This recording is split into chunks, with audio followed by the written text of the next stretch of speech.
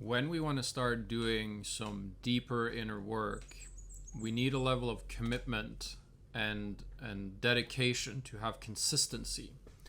So just like with physical fitness, the mental work requires that we show up consistently, that we I don't know, go for a run or go for a swim or bike rides or go to the gym on a consistent basis to really reap the fruits that mind training can offer, that consistency offers. And if you really want some deep meaningful change, we do have to put in some work, and that is usually met with resistance. If you're one of those people that are like, oh, here's a commitment, let's go, dive right in, there's a mind training platform, there's a book available, you can dive deep with this work. But for most people, the word commitment can bring up some fear. The word, consistency, the word dedication, maybe that brings up like lack of freedom or some other resistance. Maybe there's a fear of letting yourself down. So I want to offer, rather than like trying to make this big profound commitment towards your better self or the mind training or the inner work, is to start with very small commitments. It can start as simply as spending 3 minutes 3 times per day to just observe the contents of your thoughts, and you can write some of them down, for example. Or observing your breath, like I talked about in the meditation video, and that I'm also teaching in the meditation course on my platform. Or setting some small amount of time aside that's dedicated towards an inner opening and creating more awareness, to become more conscious, to question what's in your mind and the contents of your mind, or what the purpose of what you're doing is. And when we build our habits like this, we get these smaller and then bigger and bigger wins, and then we reap fruits from that. And then through that, we also build, this dedication, this devotion. Once it's like past dedication, it actually becomes devotion. Devotion to training our minds, devotion to, having a better life, to being congruent, to living in alignment with what you truly desire, and to release the blocks. So just like when we go to the gym, when we have a fitness routine that we commit to, first couple of times are kind of painful. We kind of like, we feel like, oh, I don't know what I'm doing, or everybody else is further ahead than I am, and what's the point? And maybe you don't have those thoughts, but those are some common ones. But then, we go to the gym 2 times, 3 times, 4 times in a week, and, we feel a little sore, we feel a little tired, but then we recover, and then we're like, oh, next week we kind of like, oh, wow, I want to do this again. And then pretty soon, you built up a habit that when you don't go to the gym, you feel like something's off.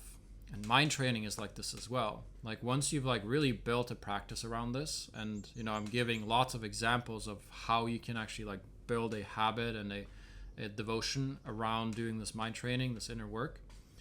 Once you have that, it becomes a way of life. It becomes a way of meeting your reality and solving problems, because you're solving them at a mind level first. You're solving your perception around the things that are happening in your life and what the underlying beliefs are. So just like with going to the gym, there are certain things that we can look at directly that can cause this resistance towards committing to a practice, right?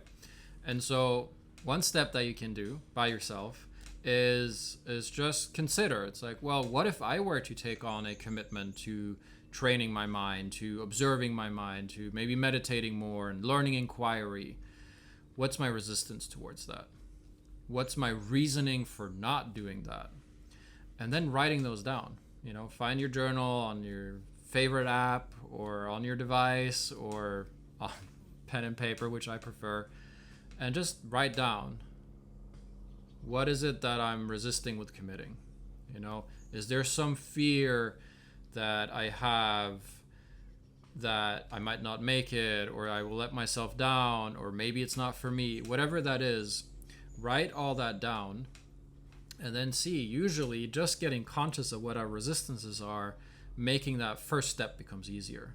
Going to the gym, dedicating more time for ourselves, doing mind training, diving deeper into this work, all becomes more easy. And then if you want to go much more direct into it, it can happen through inquiry.